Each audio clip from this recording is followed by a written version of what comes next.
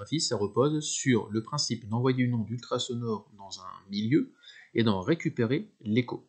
Donc lorsqu'on va envoyer cette onde ultrasonore, elle va posséder ce qu'on appelle une longueur d'onde, une fréquence, elle va rentrer dans le milieu, et touchant un obstacle, il y a une partie de l'onde qui va être absorbée, et une partie de l'onde qui va être rémise, qui va être réfléchie.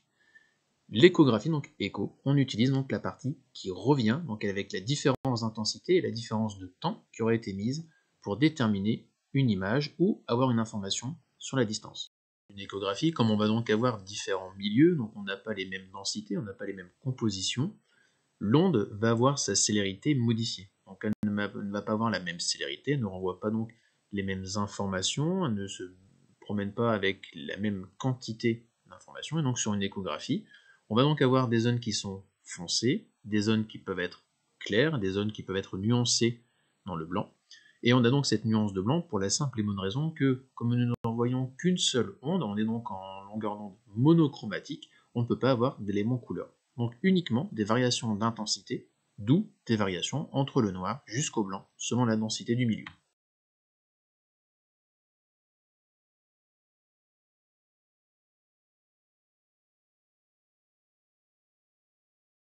Une échographie classique, comme on la connaît, musculaire, fœtale, là vraiment la basique, cette échographie, on va toujours essayer de faire en sorte de visualiser ce qu'il y a sous la sonde. Donc on va toujours placer la sonde perpendiculaire en fait à la surface de contact.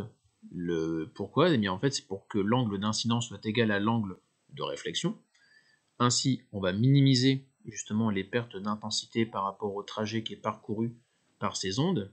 Et si on peut favoriser la transmission, c'est encore mieux. Et c'est la raison pour laquelle on va utiliser un gel entre la sonde et la peau du patient. Ce gel il permet en fait de favoriser la transmission des ondes sonores, donc cette transmission vers le milieu intérieur de l'organisme, mais aussi après vers la sonde, pour éviter qu'en fait on ait des ondes réfléchies et qu'on perde trop d'informations dessus.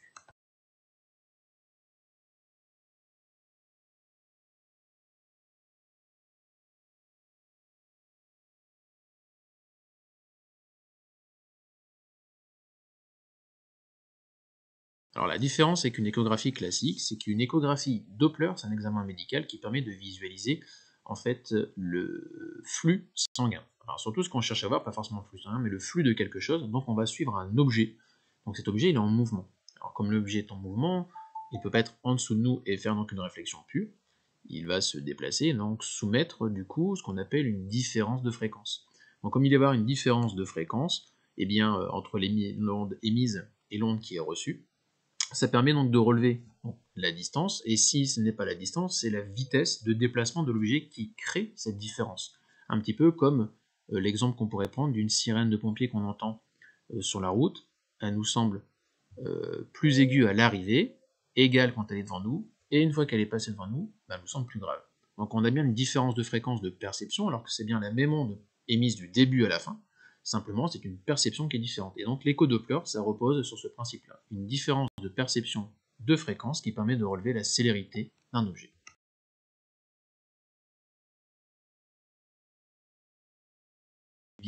Elle est issue de éléments qu'on appelle isotopes. Donc un isotope, c'est un élément qui ne possède pas le même nombre de neutrons que son élément stable à protons identiques.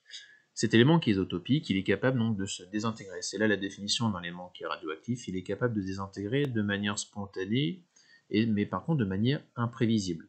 Donc c'est-à-dire qu'à deux noyaux identiques radioactifs, on ne sait pas à quel moment les deux éléments vont se désintégrer spontanément seuls. Comme cet élément en fait il est aléatoire, on va donc faire des éléments de moyenne dans le temps.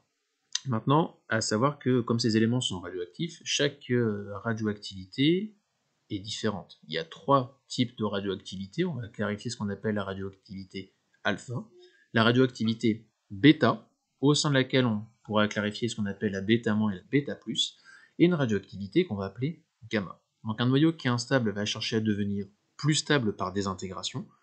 Donc en perdant une partie de particules, une partie d'énergie, il va perdre quelque chose, il cherche à redescendre un état plus stable, plus fondamental ou plus bas en énergie afin que ça lui en demande moins pour exister.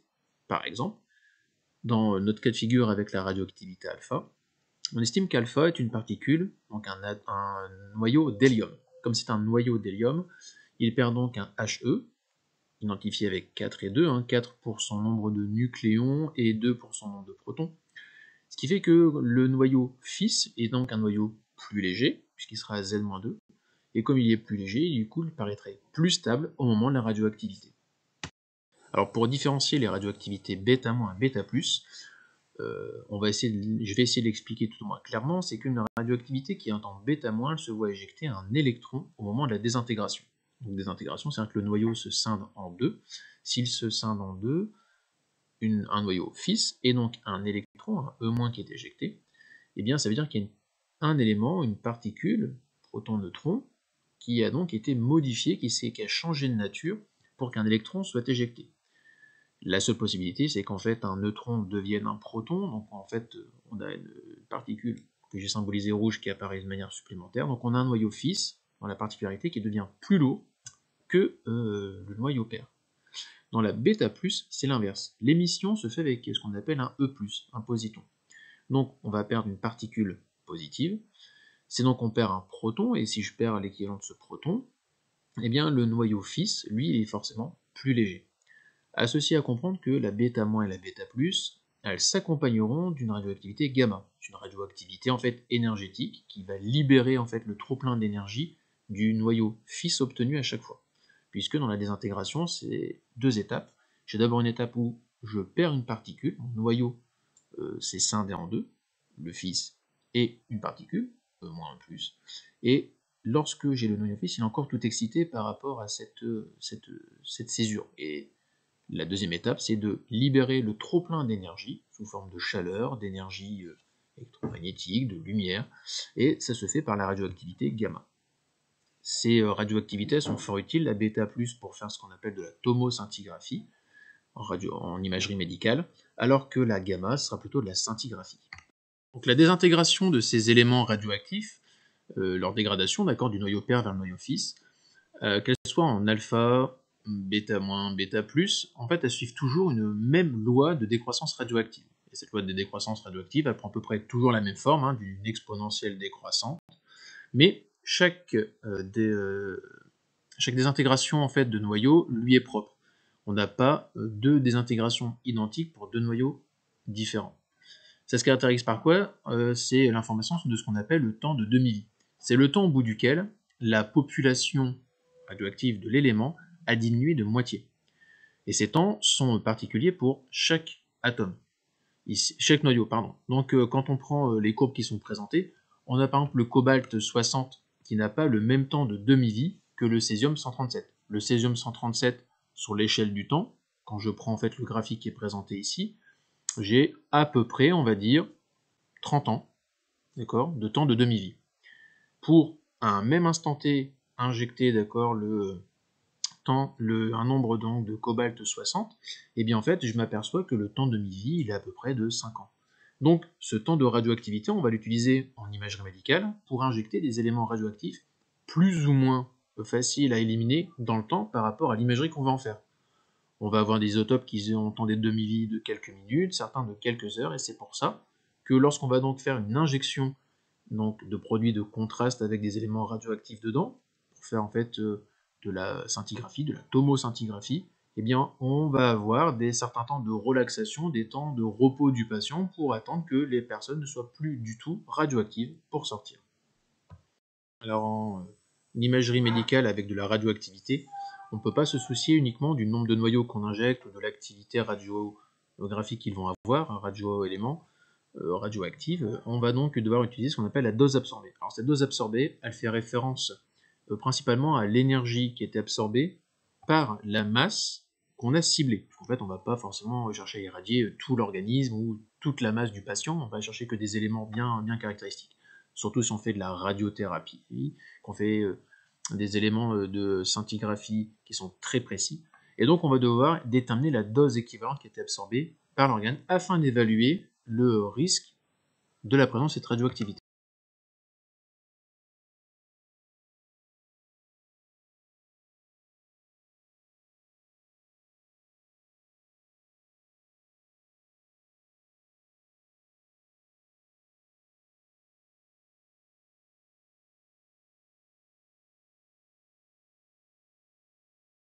Alors un IRM, c'est de l'imagerie par résonance magnétique. On pourrait même dire le nom complet, il manque le N qui fait souvent peur aux gens, qui est donc de l'imagerie par résonance magnétique nucléaire, car l'idée c'est de faire vibrer en fait les noyaux, les atomes d'hydrogène qu'on a contenus dans l'organisme.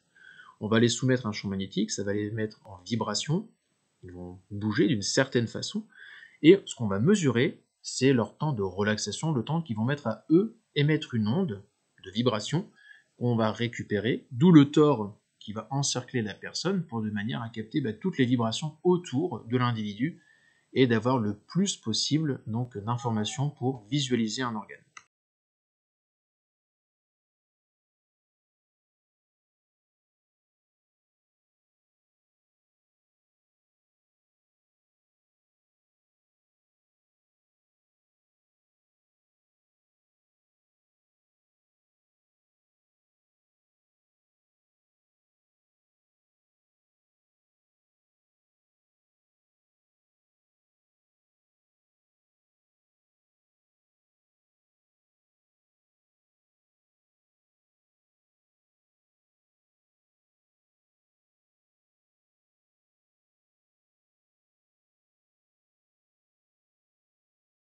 Alors un IRM, c'est de l'imagerie par résonance magnétique. On pourrait même dire le nom complet, il manque le N qui fait souvent peur aux gens, qui est donc de l'imagerie par résonance magnétique nucléaire, car l'idée c'est de faire vibrer en fait les noyaux, les atomes d'hydrogène qu'on a contenus dans l'organisme.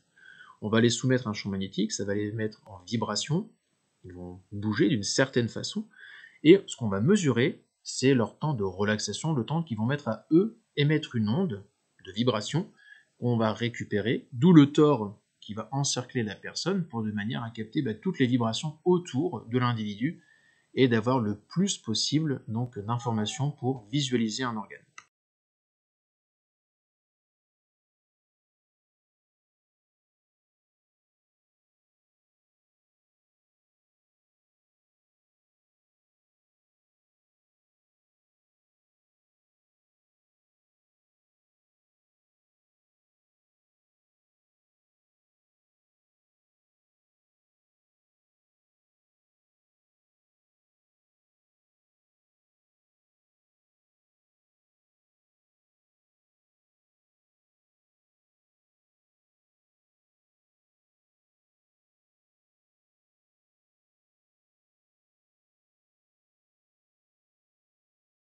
Alors en IRM, des fois, on va utiliser un produit de contraste qui n'est pas un élément radioactif. En fait, c'est un élément qui va permettre de faire ce qu'on appelle des complexes, des liaisons de molécules plus évoluées, plus grosses, mais qui sont surtout beaucoup plus sensibles au champ magnétique qu'on va envoyer avec le TOR, parce que ça s'appelle un TOR, du TOR de l'IRM.